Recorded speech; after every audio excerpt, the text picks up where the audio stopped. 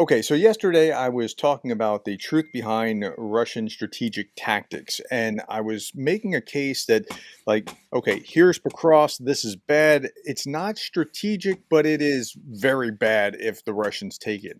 And I was laying out my case, and then I got to talking with Greg Terry, and we want to actually zoom in on what's happening in Pokrovsk. So, Greg, welcome. Thank you for doing this quickly. I really do appreciate it. Well, thank you, Professor Gerdes. One thing is,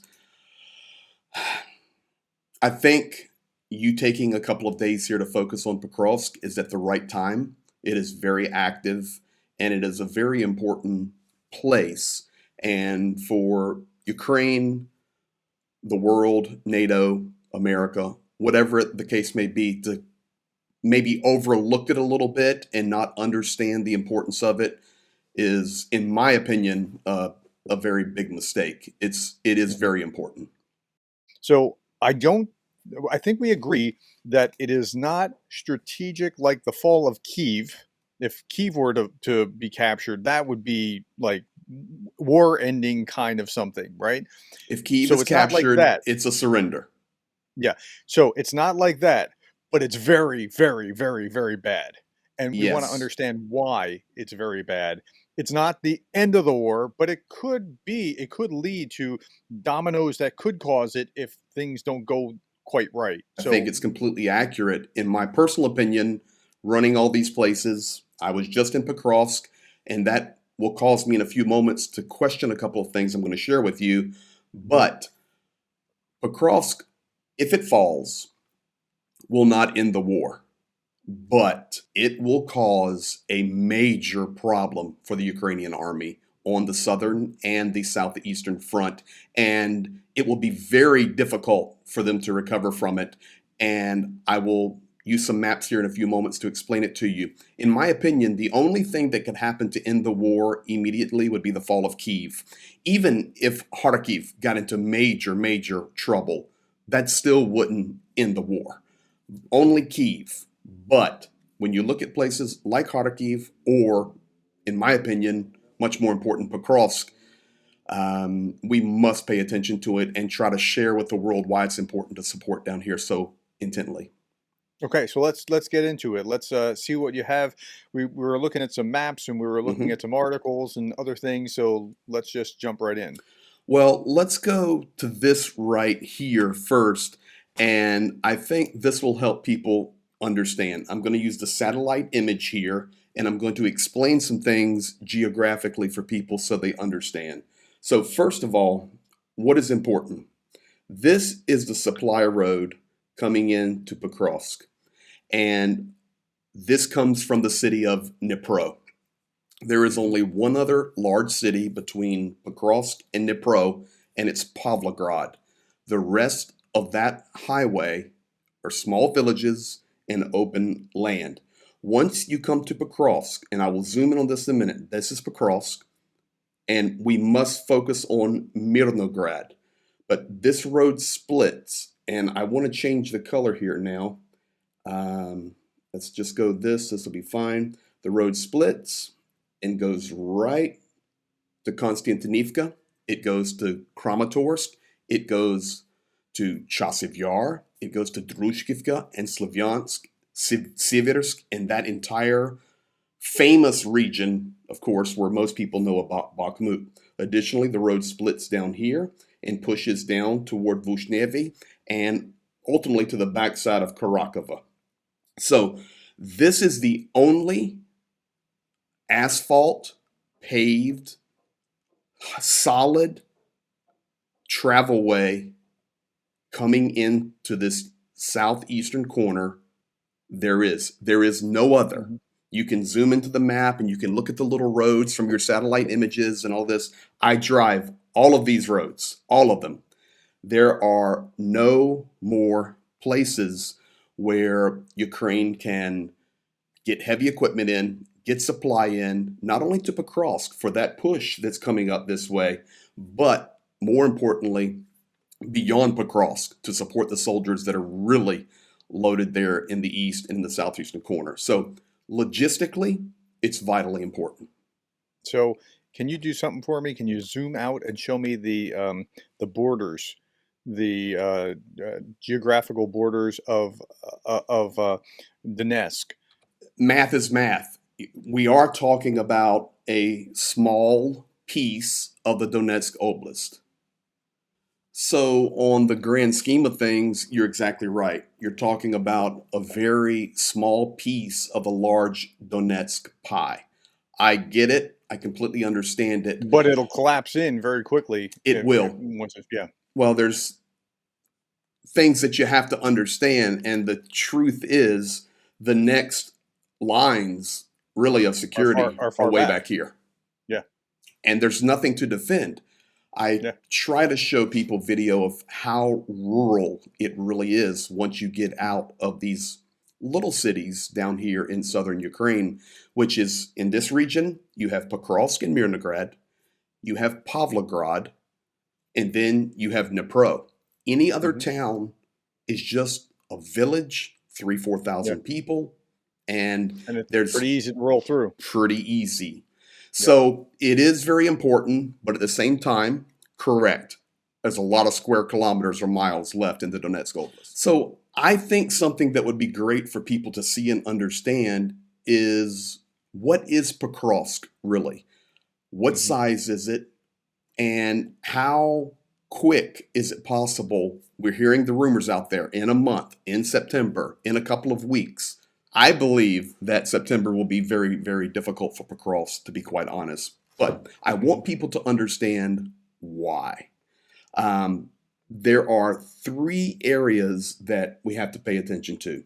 When you look at Pokrovsk, this is Pokrovsk. I'm going to outline it here. And I know there's little sections in little villages that are like suburbs, but that's Pokrovsk.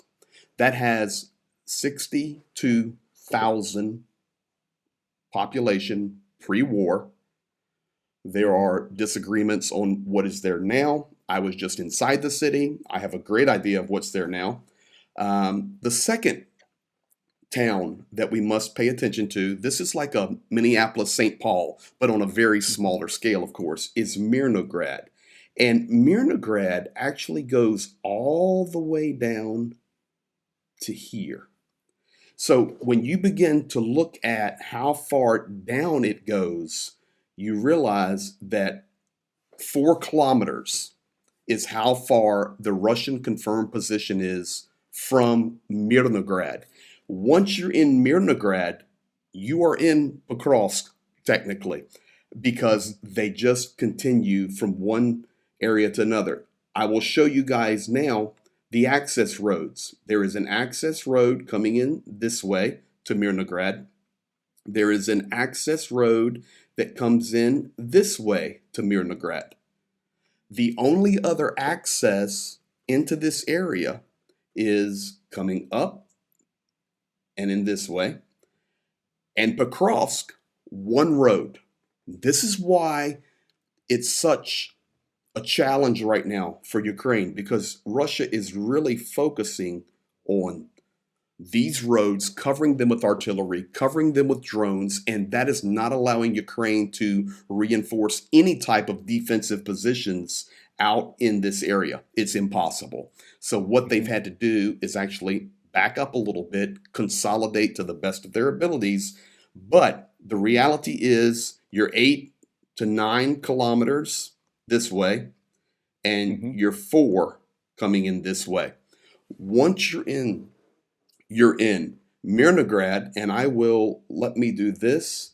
Mirnograd itself, 98% of these buildings are either destroyed or have taken damage. Okay. That Mirnograd, doesn't mean couldn't be defended, no, it but can be it's defended. It's going to be yeah, urban warfare. But yeah, yeah, 98%, I want people to understand how much artillery Russia yeah. uses.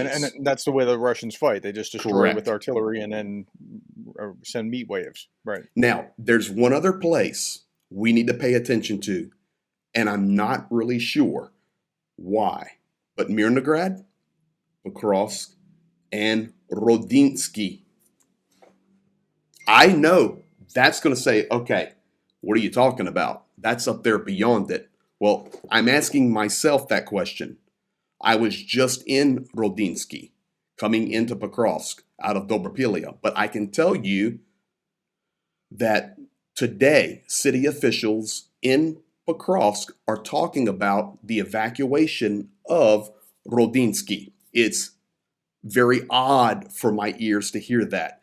And I think what would be cool right now is instead of listening to me talk about it, let's listen to the official. I've dubbed it into Okay. English. I want you to hear this guy and let's see what your comments are on this. I know what mine are. Here we go. Today in Pokrovsk, we have just over 30,000 people remaining in the morning.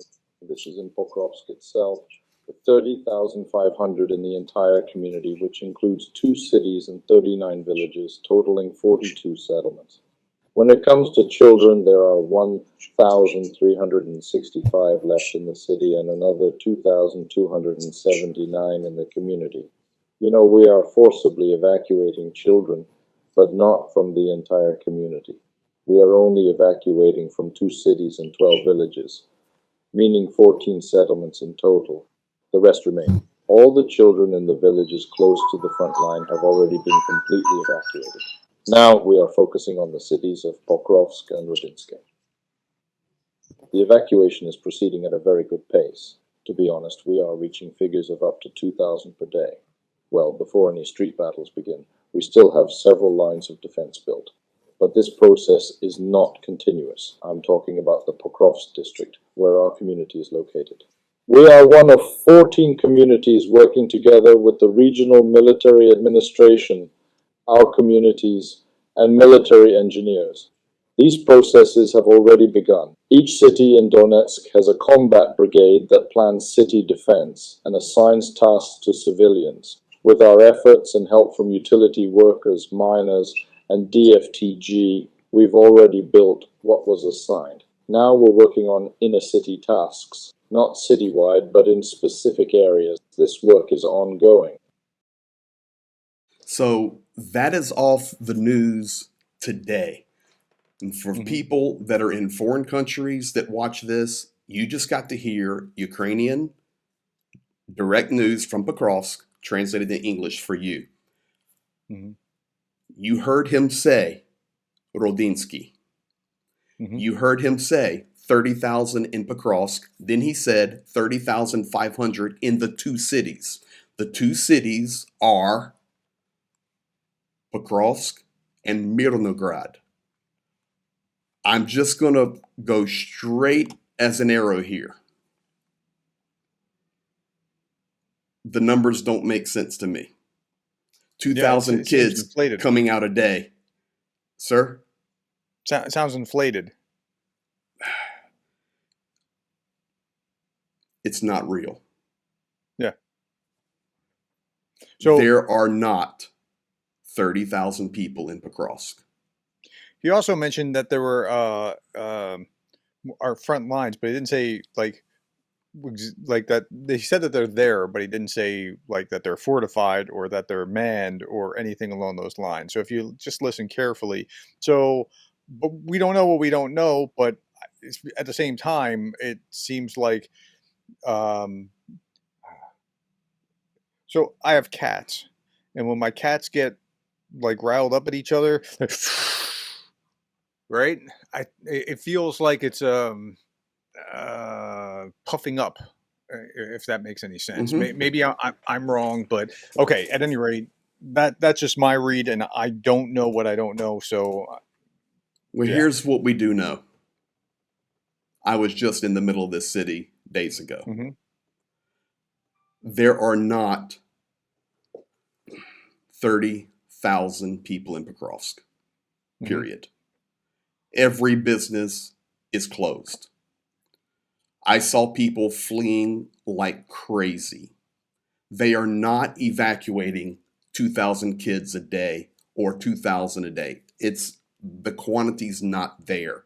He stated there's 30,000 in Pokrovsk and 30,500 in the 2 cities, not including Rodinsky, which they are evacuating as well. He mentioned forcible evacuations of children, all of these things that push panic into the Ukrainian people. So I do understand they've got to maybe work the numbers a little bit, talk about the city has a brigade, we're defending this section and that section, but not all sections. I get it. But I want the world to know that city is a ghost town right now. Yeah. A ghost Yeah. town. So, I mean, I'd imagine there's a skeleton crew, and that's about it. And they've got to be preparing for like this a rear guard at this point, recognizing that it's. I mean, they're only 4 kilometers and 8 kilometers away. So, what happens next?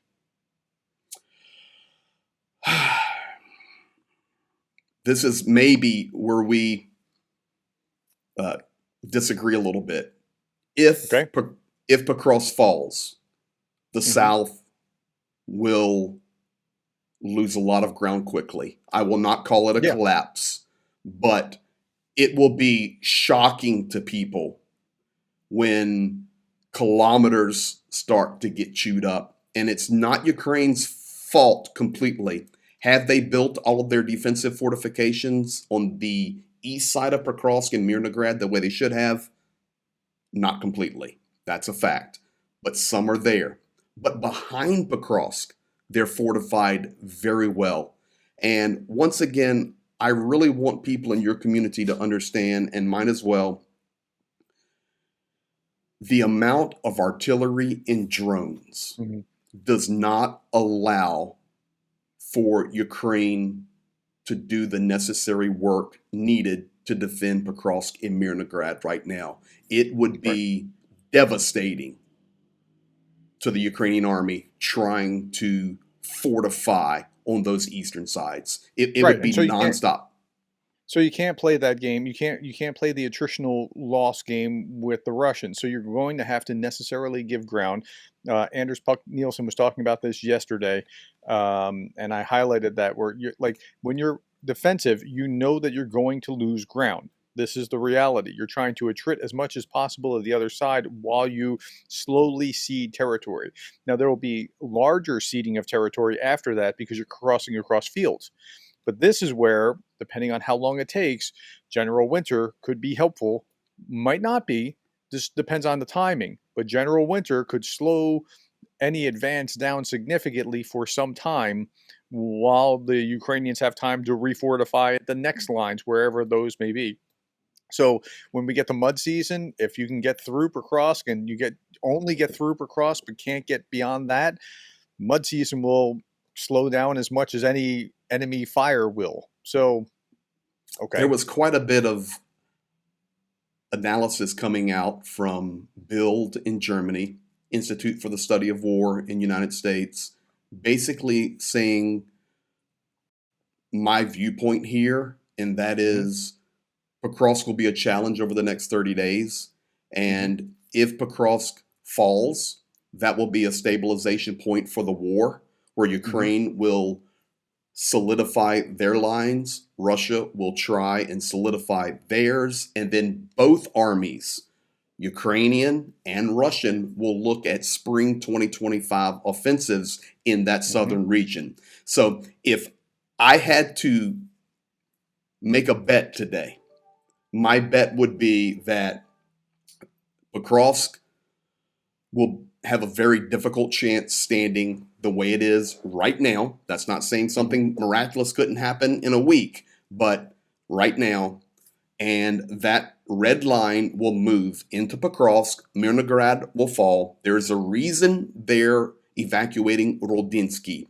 When you watch Ukrainian news and you hear directly from city representatives like that guy who is the Pokrovsk city representative, they are telling you things between the lines. I translated it into English so people could hear it. They could hear Rodinsky. They could hear forced evacuations. They could hear we're not defended in every portion of the city. We're defending in the areas that we can. We have a city battalion. Every city has a battalion. Well, we all hmm know that. But the reality is that's as close to the truth as you're going to get directly from a Ukrainian speaker out of Pokrovsk. And I'm so glad I was able to get that news report today. translate it and share it for your audience and for mine, because that tells the story. Pokrovsk will become the red line, wherever that is, east side of it, center of it, west side of it, Yep. and winter will come. And on a note, Ukraine put out news today that they are expecting the first frost September the 15th. Yeah. How So, about that? exactly. Can't come So, fast enough at this point, exactly. right? So, Yeah. at that point, we will see. But on the flip side, we can talk about a consolidation there for both sides, but this will have a very detrimental effect on Kramatorsk, Sure. Konstantinivka, Yeah, yeah. Druzhkivka, and Slavyansk.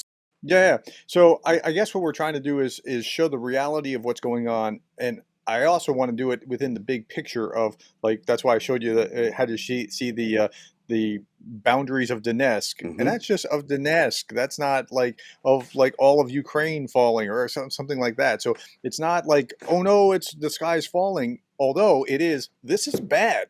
Like like this is not a good thing that's happening right now, but it's not game over. And that's the difference between strategic and important. This is important, but it's not a strategic loss in the sense that it necessarily means the other side wins.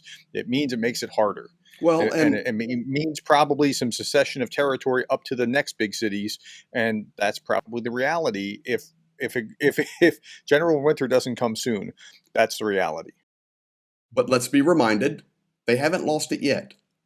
So they're still fighting, but it is a very challenging situation. And my purpose in being here today and help people understand Pokrovsk is to let people be aware my physical body, my eyeballs Mhm. was just inside Pokrovsk. So Yeah. I feel I can share accurately that it's a ghost town and there Yeah. are not 30,000 people there. There's only Mhm. military there and very, very few civilians who are moving out. With Well, that and that's said, good. it is That's good good. because whatever military has to do, they don't want to have civilians in the way to have to save. You got to get out of Dodge so they can do whatever it is, guard or otherwise. They don't want civilians there. I believe this is why you heard the representative Pokrovsk speaking very clearly, and it was translated perfectly, forced evacuation of the Hmm. children. Because the Ukrainian soldier is a moral soldier Hmm. and they are kind and they would lose their life themselves to save a kid that was left there or hadn't um, evacuated when they should have. This is the Yeah, quality and the character of Ukrainian soldiers. So for them to be out, this allows the yeah, soldiers to do their job. Um, and additionally, that's such a contrast too. The morality of the Ukrainians. You can see contrasting in Kursk what the Ukrainians have done as opposed to what even Russian soldiers have done to their own Russian people in Kursk, or the morality that you were just describing of trying to save that child as opposed to I saw an article yesterday. The suicide rate for Russian soldiers on the battlefield has been 1.5 or 1.1 per 1.5 days mm, over the last like 90 days or something. I don't remember exactly how long the time frame was, but like, wait a minute, what? And it would have been higher except for rifles have jammed while they were mhm. like like while they were attempting that. I mean, so there is such a different worldview and mindset that it's unbelievable. I would even to bring a little more positivity as we close out here in a minute. Um, the Kursk incursion, I know that Ukraine is doing a good job there, and they are hoping and believing that that will even maybe relieve some pressure on the southern front. That could happen. I mean, we can't predict it, but that's a possibility. I will tell you, though, the bombings that have happened, and a lot of them have not made the news, but the Kharkiv one did, where we had so many wounded. Mhm. Ukraine was subject to new rocket propelled glide bombs that Russia is now Mhm. using. Additionally, last night, Sumy was hit. We lost 4 people, we lost Yeah. infrastructure.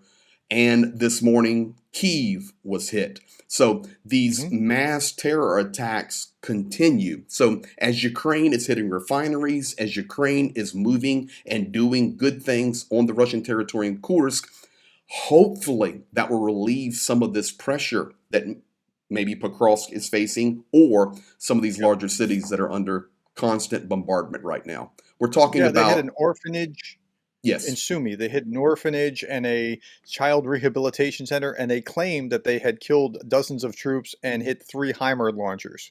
That's correct, what the Russians claimed correct. while they did that. Like, Yeah, I saw the video. That's what yeah. they do. And, just think about that, Prof. You're talking about facing an enemy that will just blow up anything and then claim it to be something else. They will Hmm. take video and they will manipulate it to make the enemy look as the evil ones. They will disguise their work. They work behind enemy lines in such ways, I mean, inside Ukraine, that is indescribable as to what they do to the civilian population, literally Hmm. just shooting them right in their cars. Jane and I have to be so careful in certain areas we go of DRG, and we actually put armored on our windows. We do everything that we can do because it's a real situation. You contrast that with how Ukraine is doing their best to wage war, to be Hmm. honorable, to work with partner nations and get supply here. While right now, Vladimir Putin is just landing in Mongolia and, of course, will not be arrested. And No. the And that's a world, test. He's doing that to test it, to show that, see, nobody's going to arrest me. So he's doing it in the least dangerous place because Mongolia can't really leave the real estate between China and Russia. yeah, And so, I mean, this so is that's just just a test of the ICC. the information war is so beyond what the typical person who follows the Ukraine war and tries to help really understands. Um, that that machine that Ukraine and the rest of the world is having to fight against, that's called Russian propaganda, is uh, a, a very difficult force to deal with. But that's why we're here, to help disseminate it, to help explain it, to help understand it. You're there saying, okay, they said they hit 3 HIMARS, but they didn't. What can we do? Mhm. We can share the truth. No, they're hitting orphanages and schools and shopping centers. The strike in Kharkiv 2 days ago was just unbelievable. I've been at that shopping center, and when Mhm. that bomb hit, I could see vehicles driving by, and I think it was 41 casualties there. And it just makes me even think about myself, that when Jane and I, especially when we're on the front and we're doing all of these things in all these cities, your life can change in a millisecond. And Mhm. Russia is indiscriminate in what they target. Mhm. And that is why we have to continue to share truth, circle that back around. This is why it's very important that Ukraine do the best job they can to hold on to Pokrovsk, because we Yeah. need to be able to supply that southeastern and eastern front to the fullest capabilities. So okay, so we got we went longer than I anticipated, which generally happens. But okay, so thank you, Greg. And uh, if you have not seen, if you're watching me and you have not seen the Greg Terry Experience, go to his channel, sign up there, Greg Terry Experience. Or at Greg Terry Experience as one word, and he is physically in Ukraine. He'll physically keep you updated on what's going on. You'll see the fundraisers that we're about to finally conclude, a big fundraiser from last year, but I'm not going to talk about that right now. It's just, you'll see this. Just go to his channel. Let's finish with that last little bit, the link that I sent you. Okay, so here's the title: Putin gives army September deadline to take more Ukraine land, according to an official. What's the date that you see there? I see an authorship date of September 1st, 2022. Okay, so let's go down, scroll down a little bit and read the first 2 lines. Russian President Vladimir Putin has reportedly given his troops a September 15th deadline to push to the administrative borders of the eastern Donetsk region in the ongoing war, according to Ukrainian military official. That's it. That's what first just two lines there, one sentence. Okay, Hmm. so they had till September 15th of 2022 in order to get to the administrative borders of Donetsk, and look where we actually are. So I want to leave you with that comforting note because okay, I mean, with everything that we said, it's grim, it's bad, but like okay, in context, But the bottom line is they're not accomplishing the goals that he is setting out, which means Ukraine is doing a better job. Could you just imagine if they were supplied properly? yeah. Yeah, that's. I mean, it's phenomenal what they have been able to do, given what they were up against and how long they've been able to prevail. I always find it interesting when trolls are like, "So is Ukraine winning?" Let's turn that around. So is Russia winning? You don't even control the four administrative borders of the things that you claim to have stolen in 2022. So, okay, at any It's rate, that's where exactly we are. right. And this is why I'm so proud of my Ukrainian brothers and sisters here. And I'm so proud of those people around the world, whether it's, your channel there, Professor Gerdes Explains, mine, or a dozen others of really, really good YouTube channels that support Ukraine, stand for the truth, raise support, and all these wonderful thousands and thousands and thousands of people that support and keep up with what's going on through all of us. I'm so appreciative. Don't give up. Do not be discouraged. I am a firm believer that hopium will destroy Ukraine. But I am a Yeah. firm believer that truth will liberate Ukraine and will bring the aid that is needed and the morale boost that is needed as the world sees what the world is facing against the Kremlin and Vladimir Putin and his imperialistic narrative and initiatives. If we stand and share truth, I believe the world will do Mhm. the right thing. There's every reason for hope. You don't need to add false hope, which turns an ugly corner on that. You just don't need that, but you need to be aware of what's going on. All right, Greg, thank you for your time. I really appreciate it, and Thank we'll you, be Prof. talking soon. Thank you, brother. Have a good day.